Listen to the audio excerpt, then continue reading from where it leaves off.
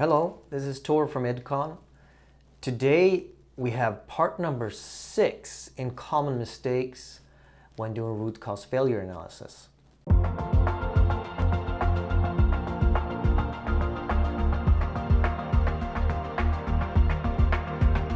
A common mistake is that we develop the possible causes to a problem in an incorrect way.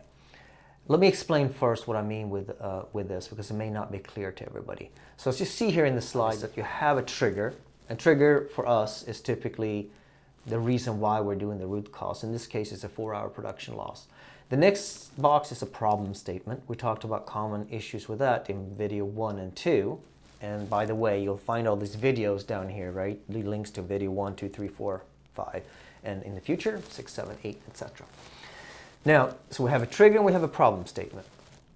Now what happens is, if you look at slide 2, what I mean with develop possible causes is that level after the problem statement. Now you may do a 5why, you may do a tree of some kind, Apollo, whatever it is you're using as a documentation method. That's just a documentation method. The principle is the same. You have a problem statement and then you start developing possible causes. It's true for all root causes, or should be anyways. Now, when we develop these possible causes, there's a problem that we jump a little bit too far, too fast, and that we're not clear on how it's connected to the problem statement. That's really fuzzy. So let me explain that with an example. So slide 3 here, you see a hydraulic system, a very simple one. It has a container, you have a pump, you have a relief valve, four-way valve, etc., etc. And top right, we have a cylinder, a hydraulic cylinder. The problem statement is that the hydraulic cylinder is moving too slow. You can see the evidence there. We have some information, and that's an exercise. I'm not going to go through the whole exercise. But what happens a lot of times is what you see here in this 4th slide, that students that takes this class say, how can it happen? And they start listing components, the pump, the relief valve. And it's true that those things can probably influence what happens with that extension of that rod for the cylinder. But the problem is that we're jumping too fast, too far, number 1, and number 2, that we're not really showing how it's connected to the object and the problem.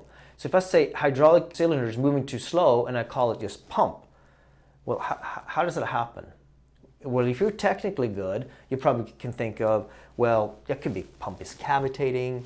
Well, yes, but it can also be the pump is not working at all. It has no power. So it's different with a pump has no power versus it's cavitating. So we're jumping too fast here. We're not explaining what we mean. We're just writing down pump.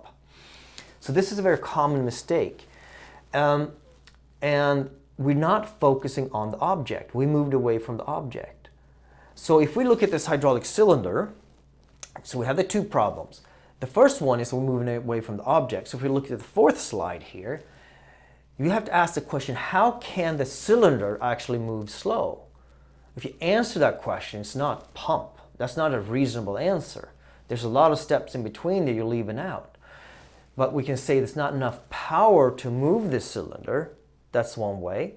The other one is the restriction of the end of the cylinder, not making a mechanical resistance that's stopping that cylinder from moving.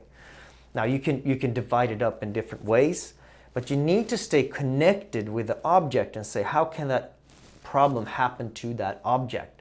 And then the next step could be, well, if we don't have enough power to move that cylinder, not flow in this case, well, how can that happen? That's the next step.